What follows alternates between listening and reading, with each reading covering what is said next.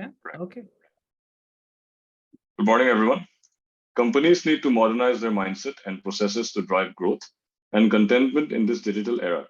Leaving behind traditional marketing mediums and adapting digital marketing mediums is one of the first steps in promoting growth and innovation in modern times. Moreover, these trends are required to modernize businesses and create a new way of operating in the current business milieu. Using such digital marketing trends can create a competitive advantage for corporations when used efficiently. To discuss the present scenario in the industry, MBA IIT Kanpur is delighted to host Mr. Prasoon Kumar, Chief Marketing Officer, Just Dial, for a 30-second episode of Kaleidoscope to share his insights on the topic Trends of Brand and Digital Marketing. Mr. Prasoon Kumar is a seasoned marketing professional, brand expert, technology enthusiast, and entrepreneurial at heart, with over 20 years of experience across the internet, real estate, retail, telecom, and advertising industries. He is currently the Chief Marketing Officer of Just Dial, India's #1 local search engine. He was previously working as the head marketing, revenue verticals, content, and PR at Magic Bricks. With an excellent record of launching and managing businesses and brands, delivering strong growth in the dynamic and complex Indian market, conceptualizing and driving consumer acquisition strategies, and managing cross-functional teams, Mr. Prasoon has an in-depth understanding of consumers, communications, and consumer brand interaction. He has also held important positions at Reliance Communication, Sony, Levi Strauss and Co., and McCann Erickson. He has won industry recognitions, profiled in the Economic Times, blogs at important forums, is a speaker and panelist at prestigious events, and regularly guest lectures at premium business schools. Now, with further delay, I would like to request Mr. Kumar to kickstart the session. Over to you, sir. Thank you very much. Thanks for that kind introduction. And good morning, students. I know it's not easy to part ways 1 hour of your Sunday. So I'll try to make it as productive for you as possible. One thing I always ask for wherever I go is a set of questions or pointers that you want to talk about, because business and marketing is such a vast area. And there are multitudes of topics to speak about. These questions give me a sense of where you are and what do you really want to talk about. And I have received a set of about 25 questions from you guys, and I will be taking up those. The questions give me a sense of where you are right now in terms of your thinking when it comes to business and marketing. And the common thread across all the questions that I saw was some sort of a disruption that you guys have been thinking about, whether it's disruption brought in by digital into marketing, whether it's disruption likely to be brought by coming technologies like Meta or AI or related technologies. Most of your questions center around these, right? So I thought I'll put together some slides on disruption for you first of all. This is a longish presentation because as I was putting this together, there were many thoughts that were coming to my mind and I just kept adding to it. Given the paucity of time or the limited time that we have in our hand, I will run through it. Should you have any views or points of disagreement, by the way, I love points of disagreement, so please disagree with me. If you have any points of disagreement on anything that I speak about, do reach out to me outside of this session as well. And I'll just give you the places where you can reach out to me and we can continue our conversation over there. So for you, future budding managers, these are the places where you can reach out to me. You can check out my YouTube handle, where I constantly put up videos and speak about various aspects related to business marketing strategy and likes. The handle is @Guru_Prasoon. I know it sounds a little pompous, but then that's how social media works. You can also reach out to me through my LinkedIn and Twitter handles, and all my handles are same, which is Guru Prasoon. Now, let's start with the topic at hand and what I want to talk about really to take you through, guys. Disruption essentially means interruption or any kind of a change that comes across in an existing process, right? Now, this is the classical example. We are connected in a very disruptive manner today. 10 years ago, this was not the norm. And this wouldn't have been feasible or possible unless there was a technology-led disruption that would have happened. So what we are experiencing right now in this session by itself is disruption, and this is how disruption feels, right? Now, let's talk about business a little bit. Business in old days was a very linear process. When I started out my career way back in 1998, it still was a very linear process, though we had a little bit of technology coming in. Computerization had already happened, and therefore data was something that was coming into our lives as business professionals, but it remained linear. So for example, there was a manufacturer or a producer of goods who used to use an intermediary. It could be media or their retail stores or whatever. That intermediary used to take those products and services to the consumer, right? So it was a very linear way of doing things, and the value that was getting added in the process was getting added in silos. So manufacturer or producer of the good has its own set of values, which probably was not impacting the end consumer as much, and intermediary, and so on and so forth. So there was a message, there was a medium, and there was a moment of truth, and these were not necessarily talking to each other. Okay, but today we live in an era where everything has got meshed up, and it has meshed up largely because there is technology at the center. Okay, today a manufacturer or producer of a good can directly talk to consumers. It doesn't need a medium or intermediary, right? An intermediary can add value in the life of consumer as well as the producer of the good in very different ways than it was. It is just not a channel anymore. Okay, it has become a feedback mechanism. Okay, which was missing earlier, right? And for a consumer, the role of both the intermediaries as well as the manufacturer of good has changed dramatically. So all this has led to a lot of disruptions. Now, let's go back in history a little bit. The first disruption in the life of humanity in recent history happened with industrial revolutions. Okay. Now, industrial revolution heralded a consumption era. Okay. And consumption era at scale. And what happened as a result of that? We moved from being customized to standardized. Okay. When it came to producing goods or consuming goods, and that led to change of experience on the whole. Okay, the second revolution that came to our life was the computing revolution. Okay, and computers came into our life, and data computing started. That heralded an era of data, and it brought in change of expectations. Okay, and we were no longer satisfied, for example, just experiencing things. We wanted we had better expectations. We wanted more. We started expressing more, or asking for more. Classical examples of computing era. You guys were not born when the situation was what is there on the left hand side. It's your parents who experienced this, and you today you don't even experience the right one. You virtually do banking, and you don't need to even visit a bank. And I'm sure most of you probably haven't visited. Similarly with reservations, these are classical examples where disruption changed the life and behavior of masses at large. Okay, and built a lot of value in the process. The third disruption that we are living in is the internet revolution. Okay, and it is more one-to-one. It's customized. It's multi-way, not even two-way. It's multi-way. It's real time. It's giving significant control to managers like us over the moment of truth. We can today measure and do real-time changes to change the customer experience at the point of sale, right? And consumers have become co-creators. So you do not treat consumers today as someone who's passively to be looked at and probably interacted one way. And we are living, this has heralded an era of connectivity. We are getting connected. Everything is connected, getting connected to everything, right? And this is the disruption we are really living through. This is right here, right now. And all kinds of disruptions that we are talking about of the future, whether it's meta-led disruption, or whether it's AI-led disruption, or whether it's blockchain-led disruptions, everything is a byproduct of these three. Now, this is going to take, and this is my take on it, this is going to take us from an era of we to an era of me. And personalization is already a massive game and a game changer in marketing, in business, and in everything alike. Whether it's good, bad, ugly, the social impact of it, that's a different story altogether.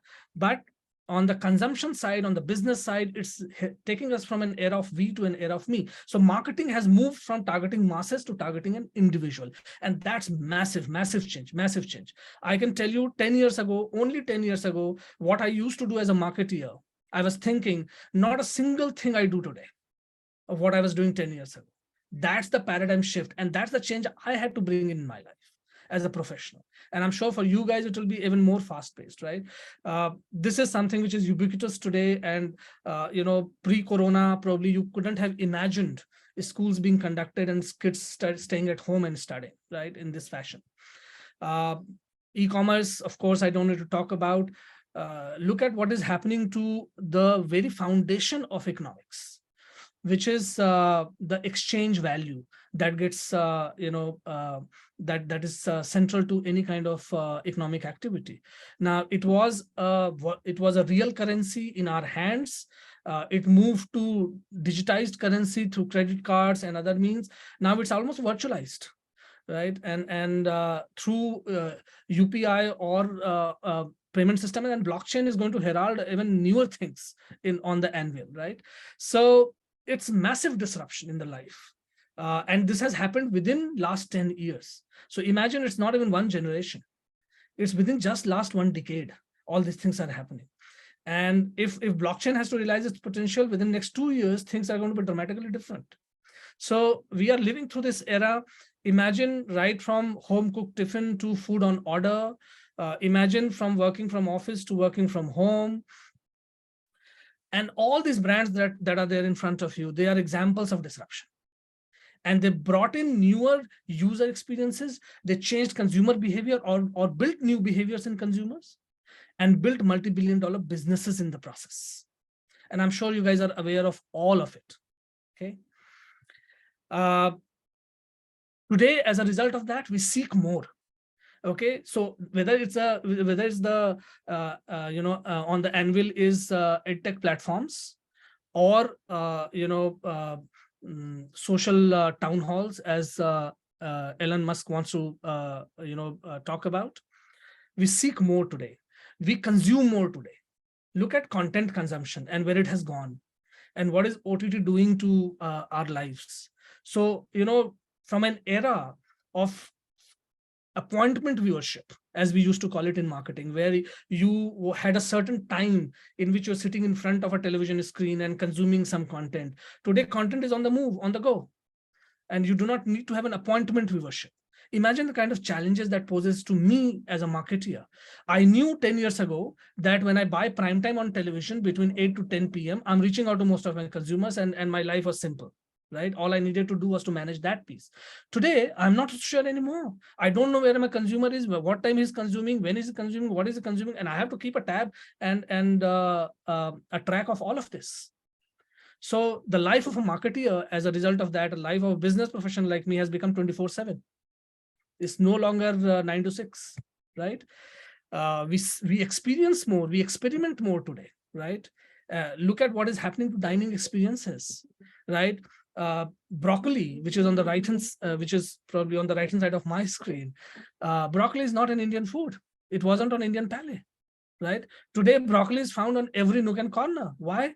Because everyone sitting even in the remotest of the towns in India has seen videos where broccoli is being used and broccoli is sold and promoted and marketed as a healthy food.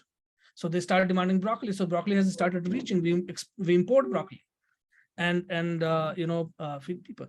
This is a classical example. We don't have time, otherwise I would have played this video. This is Amazon Go. And this is a store concept which you must Google and find out about yourself. This is seamless experience of retail, okay, where you do not have any payment counter, where you do not have any helping hand, and you just enter the store, pick up stuff and move out of the store. And everything gets processed automatically, right? I'm just going to pass through all this, but the point remains that we indulge more today. And this was an example of Airbnb, and I'm sure you guys are aware of it. We move more today. And this was an example of Uber and Ola and how it has led to mobility as a revolution. We engage more today, right? So there are things that we are doing which we were not doing even 10 years ago. And this is just the tip of the iceberg. If you really look at your own life and look at your parents' life and how it has changed, not only over last 10 years, but just last 3 years. You'll imagine the kind of disruption that we're going, and this is just something which is beginning. We have connected cars which are coming towards us, right? We have IoT, which is likely to cause massive disruption. It's just a question of use cases being developed, right? We have multiple cases of voice leading to disruption, voice on internet leading to disruption. Okay, Alexa is a classical example. Okay, Siri is a classical example. And imagine what it can do to India as a country, where literacy itself can be questionable, and education, can also be questionable. We know how many engineering graduates are employable actually in this country, right? So, so imagine voice, what it can do to a country which cannot type, which cannot write, and the kind of values it can create, right? Interviews being conducted by AI-driven bots, and this is a reality. This is not future. It's already happening. First round of screening is through bots in many companies today. Okay, so it's already here. This is just a little dated chart, but it makes a lot of sense. What makes a lot of sense to me is what is written in the bottom, which is technology changing consumer behavior is the biggest marketing trend, right? And this is something that we are living in, right? And so we can continue this disruption and this conversation. Now I'll tackle. You can share your point of views on that presentation and things that I spoke about, either in the chat box or subsequently later with me.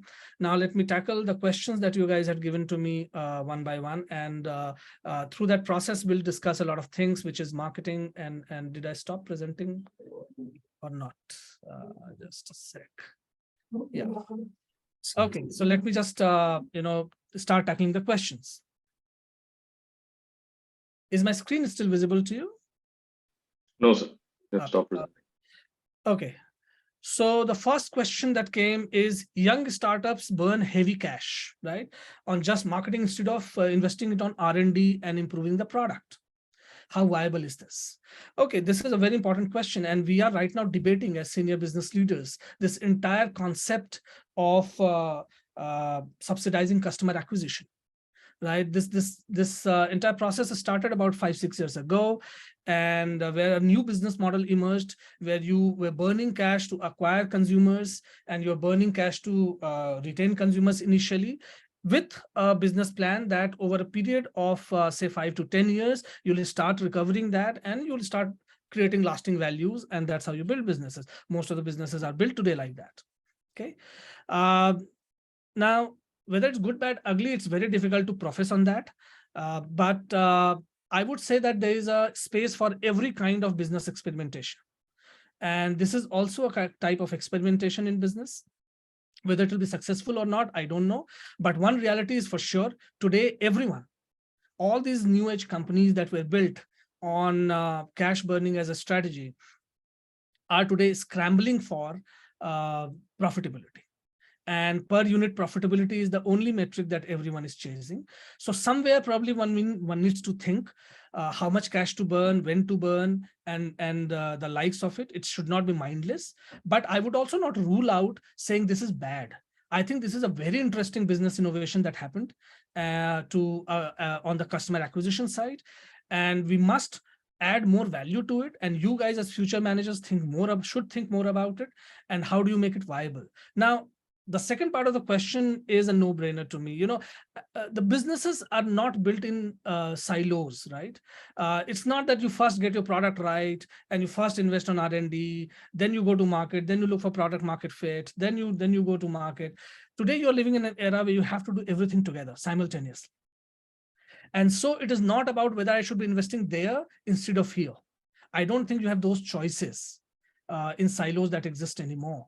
The choice that is there for you is how much of what you got to do at any point of time, right? So how much of product readiness is good enough for you to start looking for product market fit? How much of R&D is good enough to really get into production? How much of marketing or cash burning is enough for you to have initial trends, initial data points with you to really strategize for future? So it's really about how much of it rather than whether you should be doing it at all or not. I hope I have answered it. The second question that came my way was, with Facebook reaching a stagnation point a couple of years back. I'm not too sure about that, by the way. And with WhatsApp making losses, lots of businesses are making losses, not only WhatsApp. They are heavily investing in Meta, of course, for future, with just a couple of organizations controlling the ad space and consumer at the short of the stick. Now, the first part of the question probably has nothing to do with the second part of the question. So first of the part of the question I'll tackle separately. Yes, a lot of social media platforms and the likes of it have reached a scale where you think it has kind of reached its potential, but I'm not too sure. There are still a lot of markets which are unexplored. There are still of consumer cohorts which are unexplored, and there's always scope for further penetration and going deeper down. Losses we just spoke about, it's a different business strategy to make it viable, is something that is in the hands of us managers and you in the future. Second part of the question is very, it's a heavy question, right? Are consumers at the receiving end necessarily because organizations are controlled by a few? Now that's the norm today. Okay, and that's what and that's historical legacy that we continue with, right? I mean, when you buy a Tata product or a Reliance product or the likes of it, ultimately they're controlled by a family, or they're controlled by an entity, or they're controlled by a person. And the first evolution of business or changes in business always kind of mirrors what has been happening historically, because you do not just cut off the umbilical cord immediately.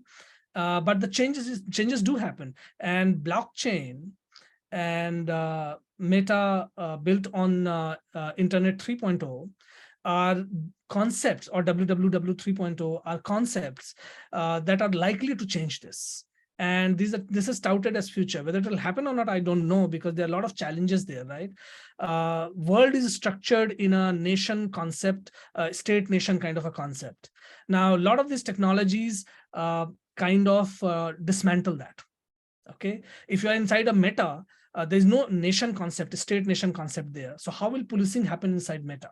So for example, you are inside Meta, there's a virtual currency you're exchanging, and somebody robs you, and the person is a German citizen. Now, what law will apply there? And how will that be tackled? How will you recover the money, that crypto that you lost over there in that world, right?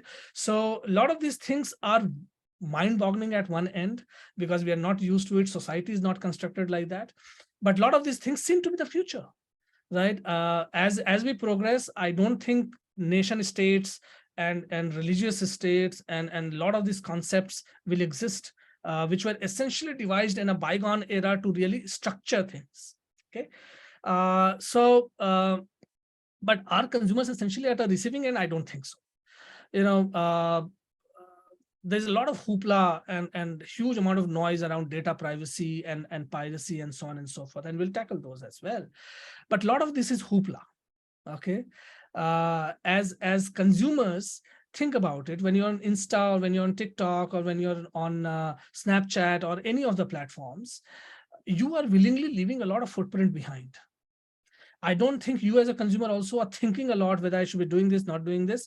To an extent you do, but while doing so, there are a lot of footprints you're leaving behind willingly, right? Now, your quest is that, listen, whatever I willingly leave behind should not be used by anyone else, should not be property of anyone else. Yes, at a theoretical level, that's true, right? But think of your life today. How free you really are.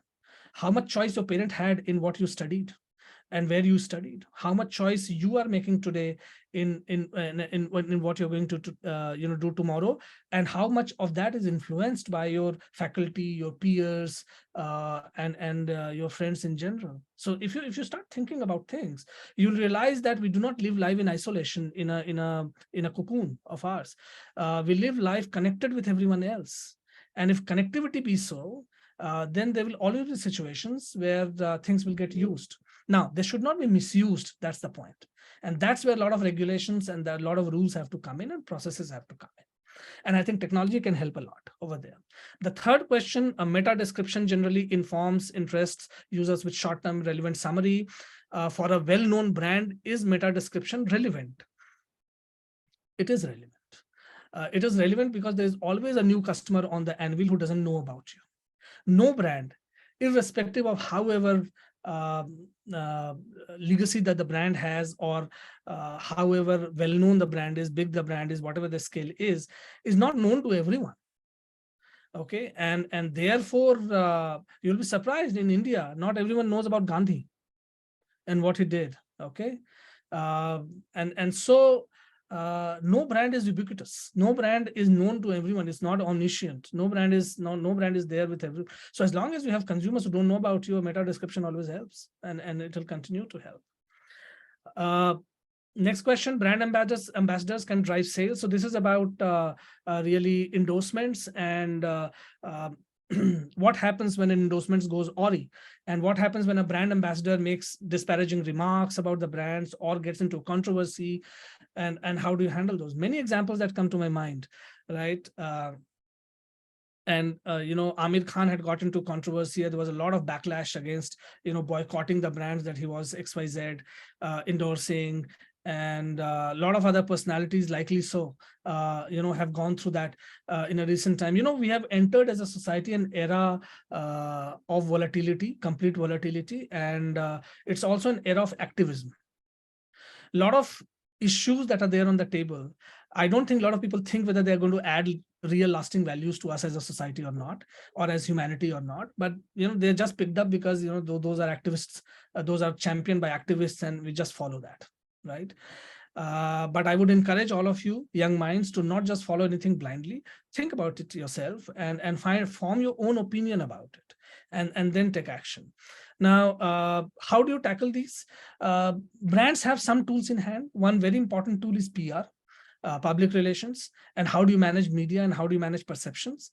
That's an important tool, and where you try to negate the negative impacts, or minimize the negative impacts that such a situation can create. You seed more stories which are positive stories about the brand. You try to reach out to consumers, to stakeholders with relevant messaging, positive messaging. That's one. But more so important is how do you manage your social handles. Today, the social media is almost the first port of call for consumers, and it's almost the first gateway for consumers to interact with brands. Three things I think brands must need to keep in mind during those crisis times. One is you must be honest.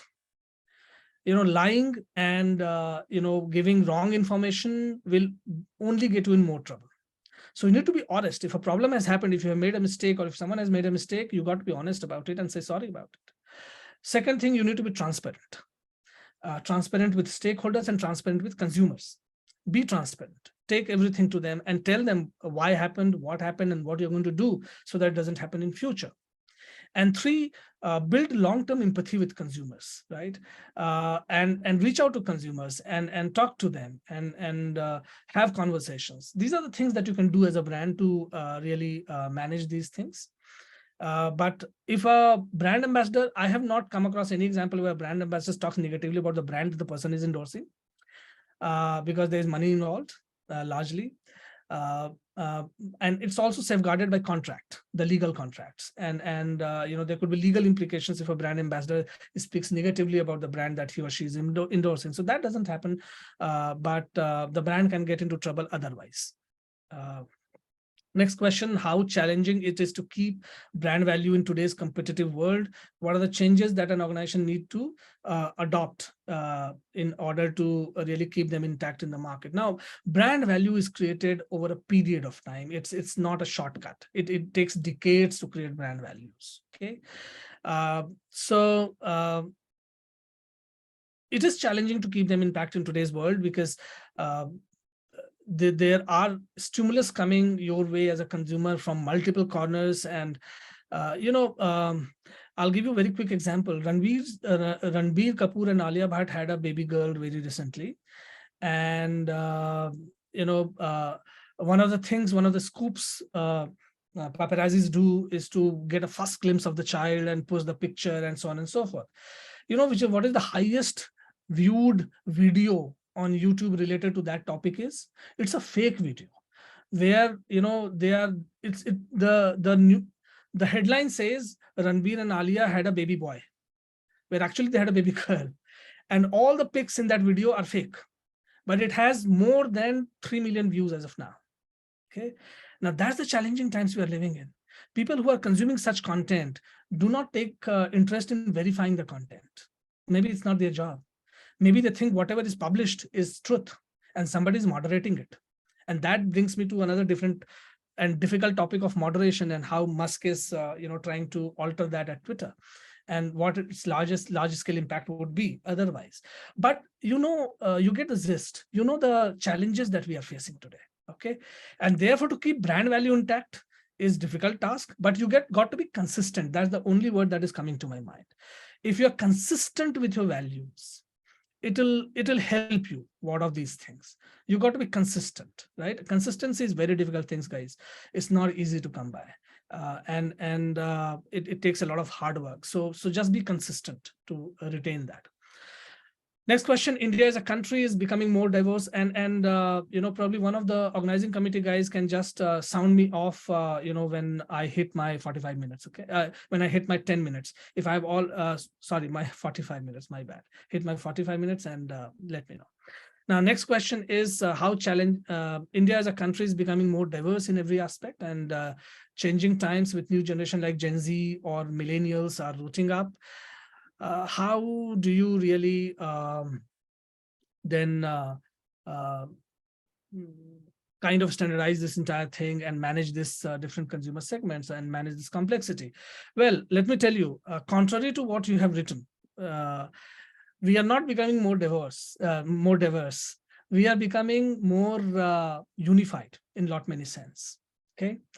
Why is because today, whether you look at Gen Z or whether you look at millennials, behaviorally and experientially and expectationally, there are a lot of common threads that are emerging.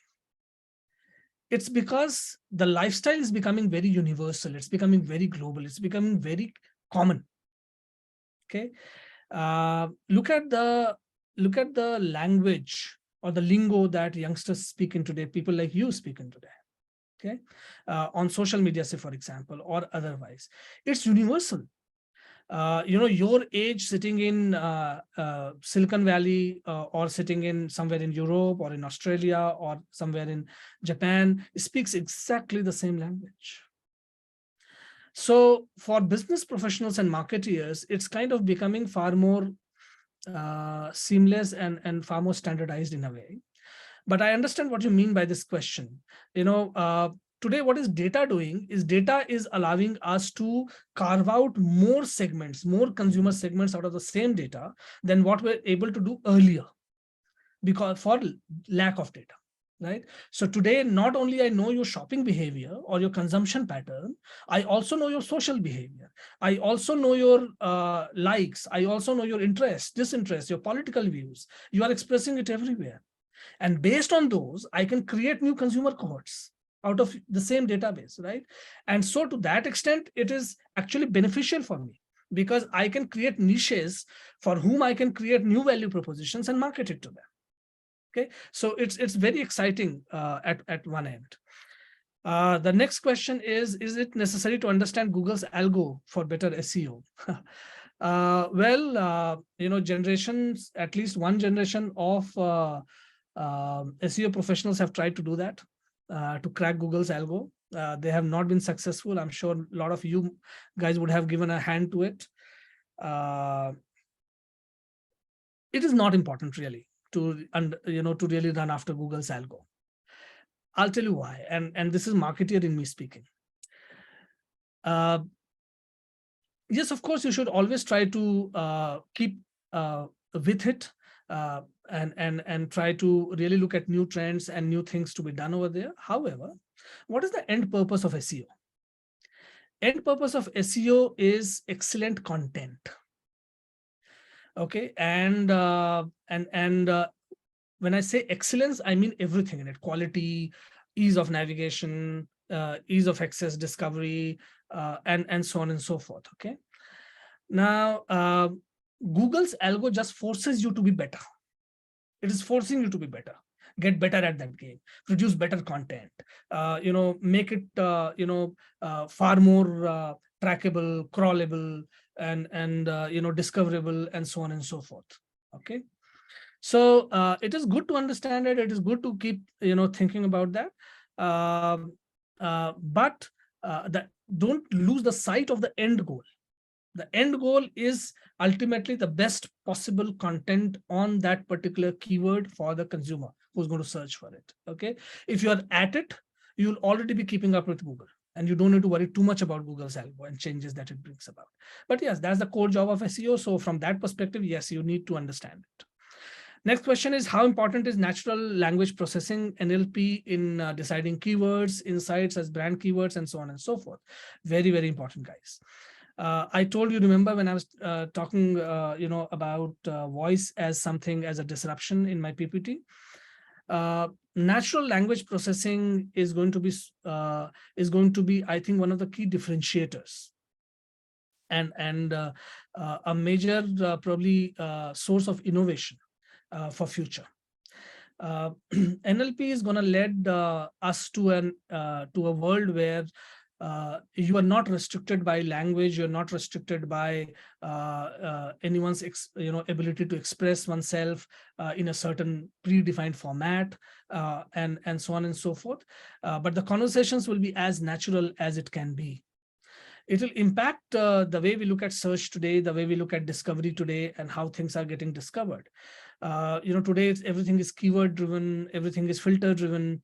Would tomorrow be, where your Boolean search, abilities hit such a scale that even a normal, language gets processed? I think we are already reaching there. And there's a lot of development that is happening. AI is playing a very, very crucial role in that. And you see, one use case that is already there in our life is there are a lot of promotional message today that comes to you where you are actually talking to a bot. Sounds so very human today. Okay. And bots have already started speaking your and mine language. Now, the limitation is, as of now, that is pre-fed. What will happen as NLP matures is it will start understanding as it converses with you, your style, your diction, your way of talking, and start talking to you in that fashion only, so that you feel like you are talking to someone that you know and someone that you know who knows you. So NLP is very important and very huge implications for business, as such, and marketing going future. But again, I just want to caution you guys. And, recently I was at IIM Amritsar and before that at VGSOM Kharagpur. Now, we got talking about meta and metaverse and the disruption and so on and so forth. And I only have one word of caution. See, in last 10 years, I have seen a lot of technologies coming on the anvil. The thing about technology is when a new technology comes, it gets hyped. It gets hyped by the early adopters and the technophiles, and everyone starts following it. What is more important as a manager to understand is, are there real consumer use cases getting developed? And the job of you and I as manager is to develop use cases on those technologies, right? And if you are building use cases, if you're seeing use cases emerging, you have billion-dollar ideas in your hand. If there are no use cases, I have seen many technologies come and go, and they could not create a dent, while they were extremely hyped, right? So, so whether Meta will succeed or, whether NLP will take us to that destination depends on how we, one part is technology development, other part is how many use cases get developed, which is going to impact users at scale, right? And that's important. That's your role and that's my role. Next question is, how does a whole content generation process happens in email marketing for e-com sites, and whether it necessarily works better than social media marketing and some other channels of marketing? Well, second part first. Email marketing, I have experienced, this is my experience. There's no such a study which pips it one against the other. I mean, there are data points, but my personal experience is email marketing gives you far better ROI. than social media or some other form of marketing, and I have seen that happening. But it also is very category dependent, what category you are talking about.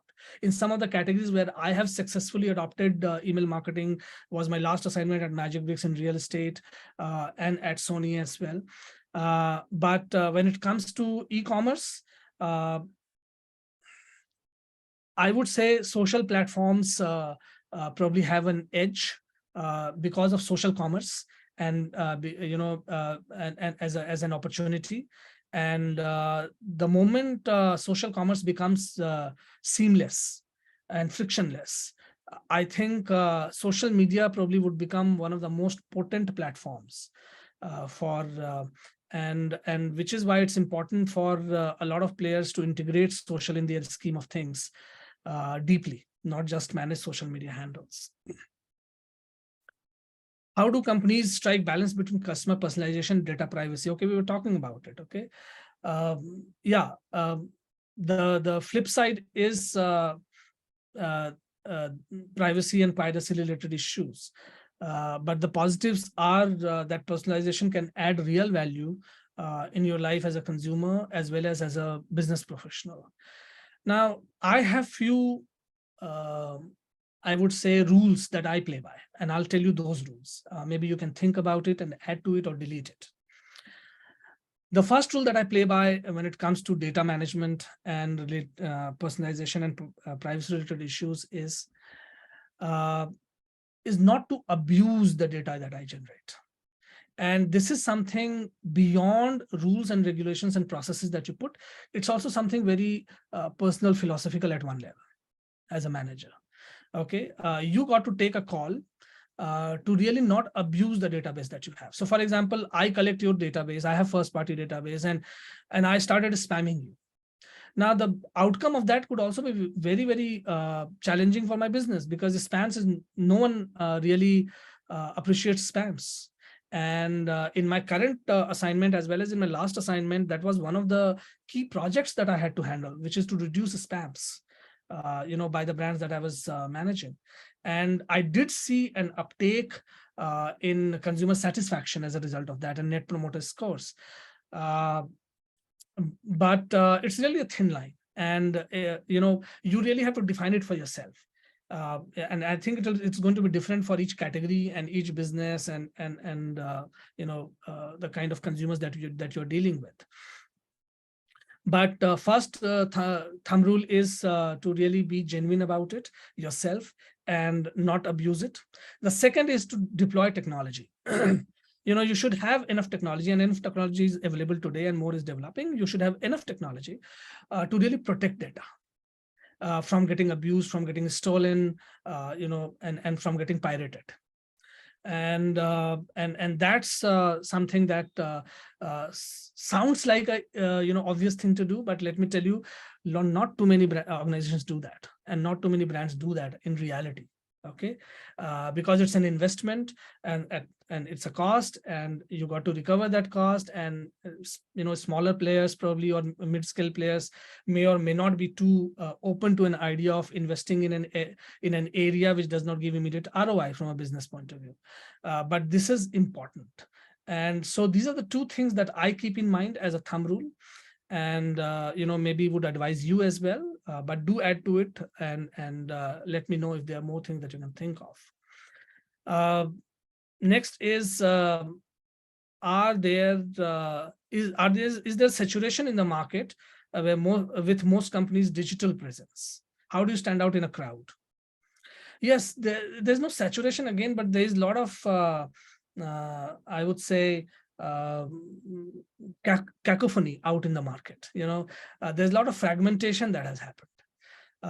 And there are far too many digital handles, there are far too many digital media, there are far too many things happening around. And how do you really stand yourself?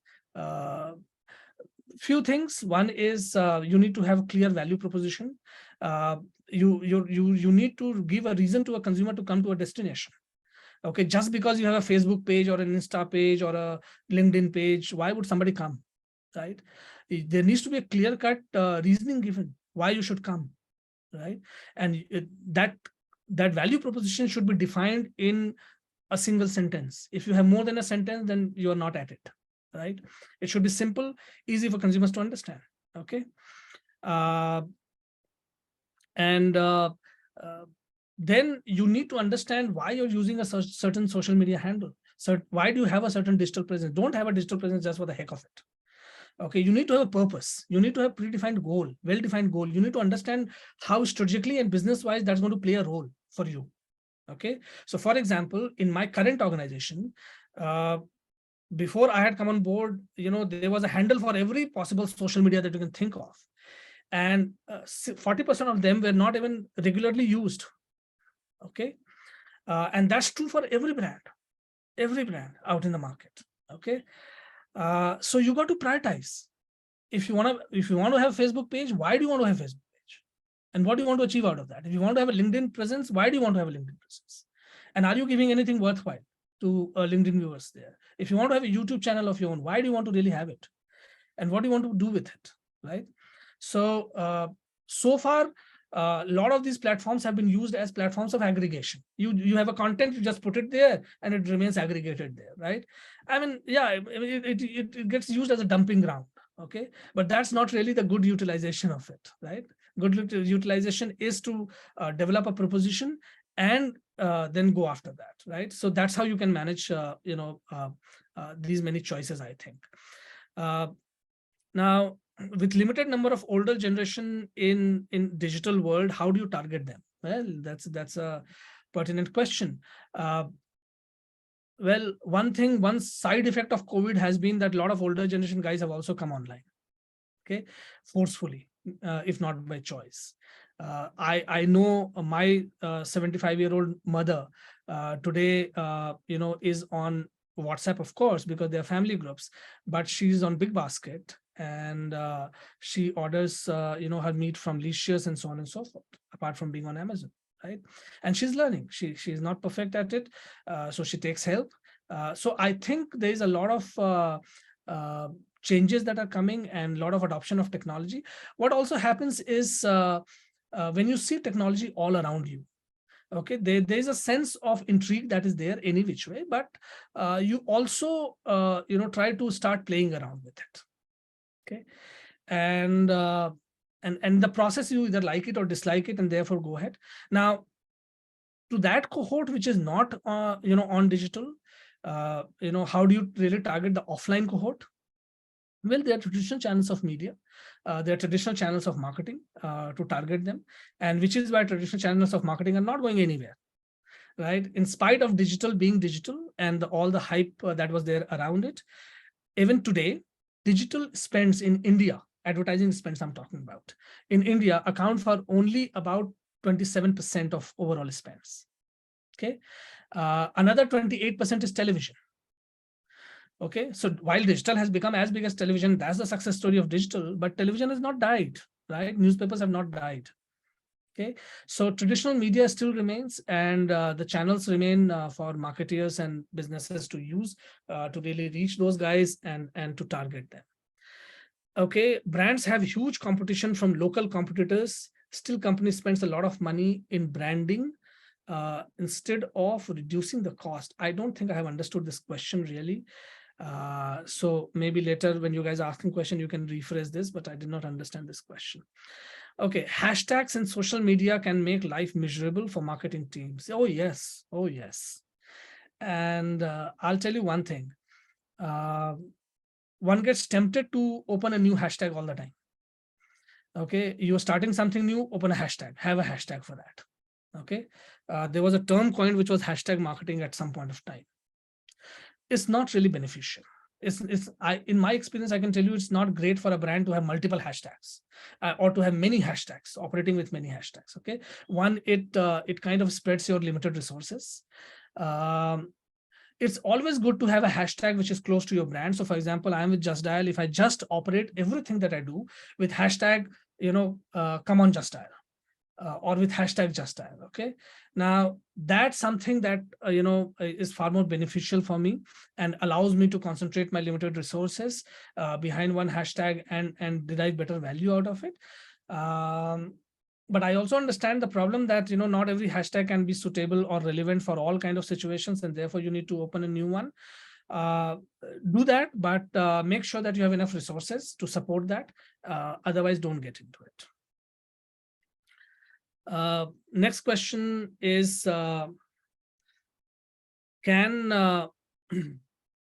okay, how do you think companies can leverage metaverse for digital and brand marketing? Okay, this is a very interesting topic, and I just did a 1-hour session at IIM Amritsar on metaverse only, and still it was not enough. See, metaverse, what is metaverse? To me, it's very simply put, it's internet in 3D. And how do you create lasting impact in metaverse? Is by envisaging a new business value proposition that you can deliver through metaverse. Don't get into metaverse just because it's available and therefore you can create a newer experience for consumers, and a consumer will be willing to put a eye gear at this point of time, and in future if we have Google glasses coming back or something else letting us access those or wearing those devices. Only if you're developing new value propositions and meaningful value propositions for consumers in Meta, that you can expect a Meta to be successful for you. Okay, so think of use cases again in Meta. And if you can think of use cases, and there are many, by the way, okay, I mean, we can do millions of things with that, and I'm very gung-ho about Meta, by the way. Think about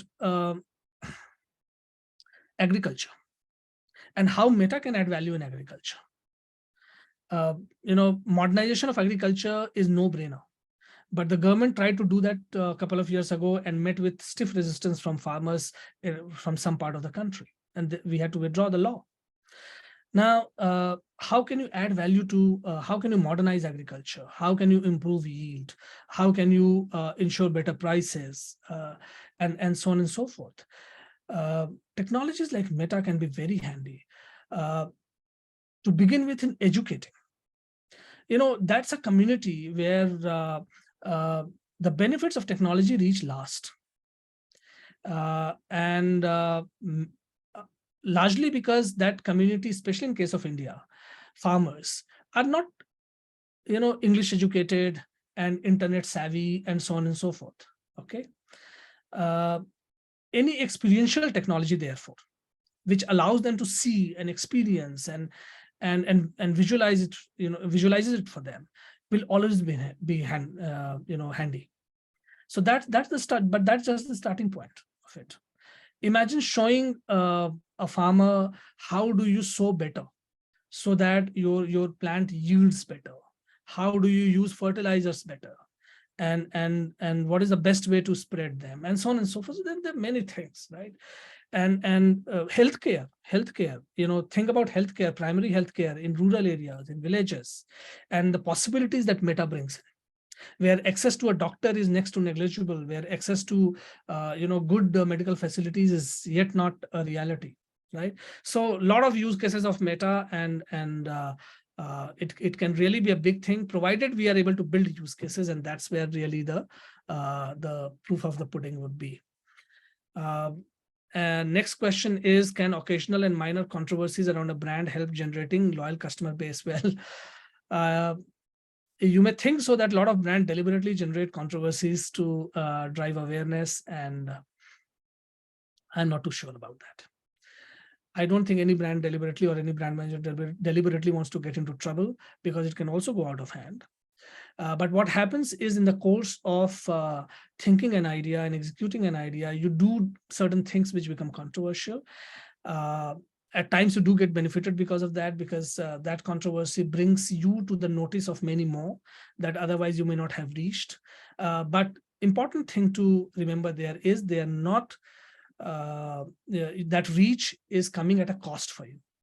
And the cost is that reach is coming for something which is controversial, for a narrative which is controversial. And you do not necessarily need to implant a brand narrative which is controversial. That may not be very healthy for you. So it can be a very short-term tactic if anyone is indeed in that situation. But trust me, most of the brands try to get out of such situations as soon as possible. Okay, marketeers would be entering a cookieless world. Yes, and which means online marketing is going to change. It is going to be more strict, etc., etc. So the question is, in such a situation, how do you marketers remain the accuracy of retargeting ad campaigns? This is something which is getting debated at this point of time. In a cookieless world, how would you really would you lose a benefit? Yes, of course, we'll lose a benefit. Today, a lot of brands use third-party data. A lot of brands, rely on second-party data, and there's a lot of marketing propositions that are built on it, including retargeting. And therefore, the emphasis on first-party data today, and therefore taking the emphasis on taking consumer consent for any kind of advertising outreach and so on and so forth. It will be disadvantageous to an extent that it limits my reach today.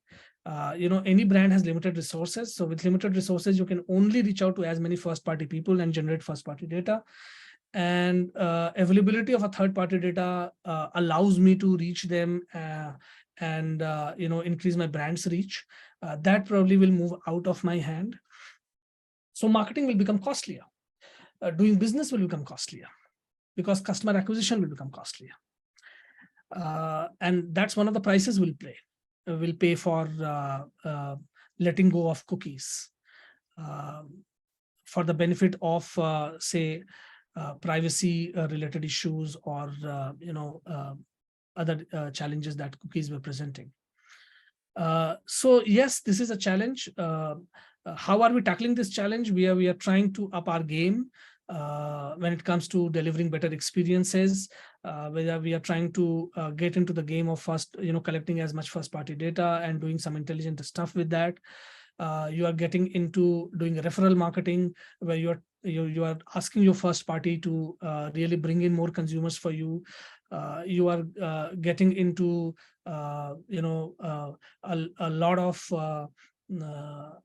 incentivization in your acquisition process to maximize your reach, and so on and so forth. So there are a lot of new things that brands are trying at this point of time, marketers are trying at this point of time.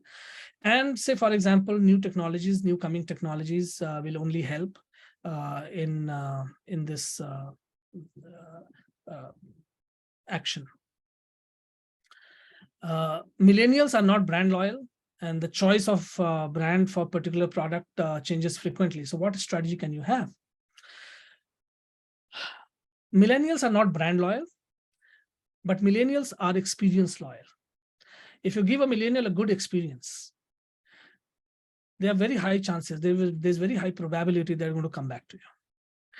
And so focus on delivering good experience, focus on product truth, and try to make the process as seamless as possible with limited hiccups. Let your use case be very, very attractive. And those are the ways to bring them back. Those are the ways to retain them. Philosophically speaking, what is a brand? A brand ultimately is experience, right?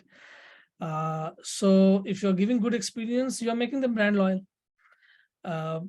Now, so focus on delivering value. And one important thing I would also suggest when it comes to Gen Z and millennials is have conversations. Too many marketeers, fuddy-duddy marketeers of previous generations still believe in one-way content or at max two-way content. That's not sufficient. You need to have regular conversations with your consumers, and you need to encourage your consumers with conversation. You also need to take criticism heads on. Okay, you also need to take it in right stride and not get real paranoid because of a lot of compliance coming your way, or your social media is flooded with compliance and so on and so forth. Tackle them. It's a painful process, it's a long haul, but it just tells you that somewhere you're not right and somewhere you get your process right. So take positive out of it and do things. But yes, there's also a reality of trolls. There are a lot of trolls who do things unnecessarily, and they do write negative things about a brand unnecessarily without any basis. Tackle them accordingly. Okay, there are only two, three questions left, so I might as well tackle them. I think we have some time in hand. How much time I have left? I've got in my hand. Sir, we can actually take questions from the patch. We can? Okay, so let's move on to questions now. Sure. Yeah. Due to time constraints, we'll be taking a few questions. Please raise your hands.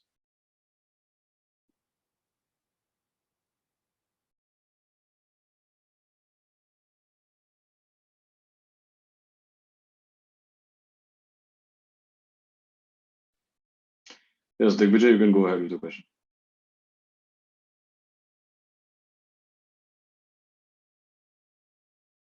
Digvijay, you're on mute. Hello, sir. Good afternoon. Sir, so the question is, there are many fake accounts that exist on the social media, which resembles the brand name. So basically the counterfeit names which are there on the social media. So how it impacts brand image?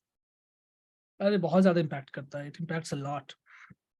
And that's one of the reasons why the recent controversy happened on Twitter, where they had to withdraw the $8 blue tick program because a lot of fake accounts started, putting stupid stuff on behalf of brands, and a lot of brands had to issue formal clarification and so on and so forth. So fakes are a big problem, and which is why there's a case for moderation, which is why there's a case of filtration during onboarding, and so on and so forth. But again, this is a problem that is not going to go away, and you have to live with this problem, because at some point of time there'll always be counterfeits and fakes that you have to deal with. The way to deal with it would be to have original content, to invest in quality content, and to have your point of differentiation, because fakes can do everything. Fakes can never match the quality of your content and the originality of your content that you are generating, right? And so over a period of time, दूध का दूध और पानी का पानी हो जाता है. Thank you, sir. Shiva, you can go ahead with the question.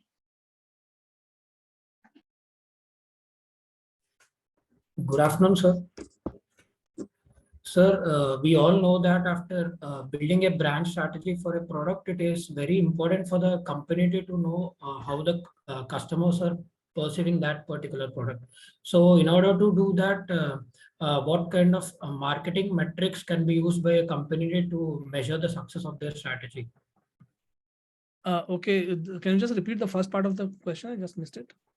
Sir, we all know that to build a brand strategy for a product, it is very important for the company to know how customers are perceiving that product. Okay. For a particular product, if we build a brand strategy. Yeah. Okay, So, see, marketing mix and marketing funnel is all about managing customer perception only. Okay. The entire funnel, right from awareness till about final purchase and post-purchase experiences, is all about managing perceptions at every stage. Okay. Now, how do you create perception and how do you manage perception? There are many tools in the hands of marketer. Advertising is one tool. Social media presence is another tool. Conversations with consumers at various forums through various means are different kinds of tools that are there in the hands of marketeers to really build that perception and to manage that perception.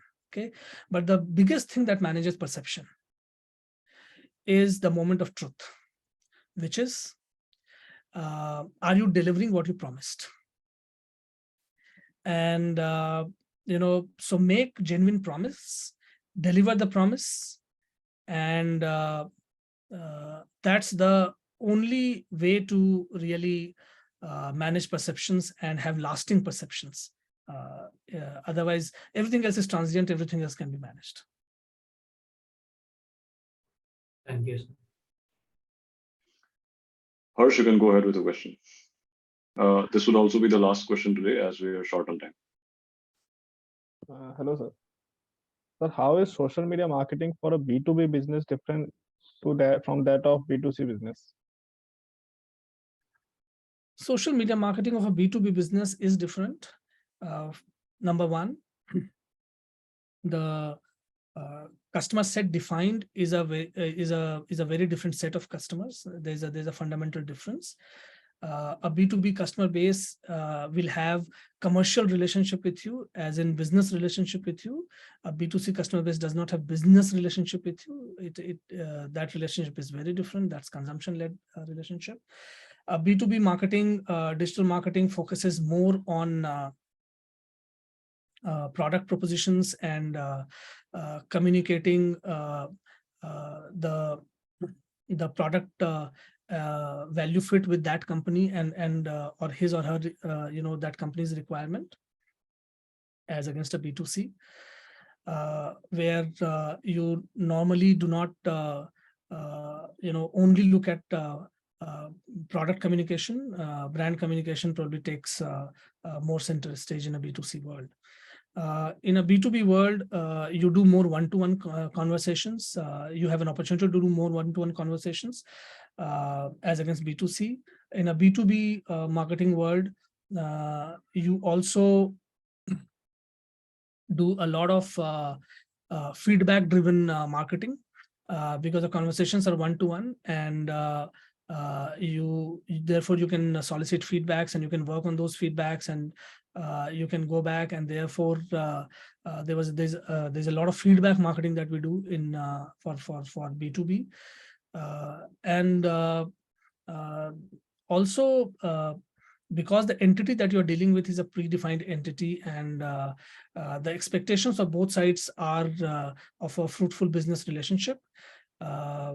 The entire marketing conversation works in there's a different chemistry to that. It works in a different way, but it's more net. It's more one-to-one. It's more personalized. It's more customized. It's more feedback driven, and it's more long term. The gestational period is longer, and it's also more ongoing.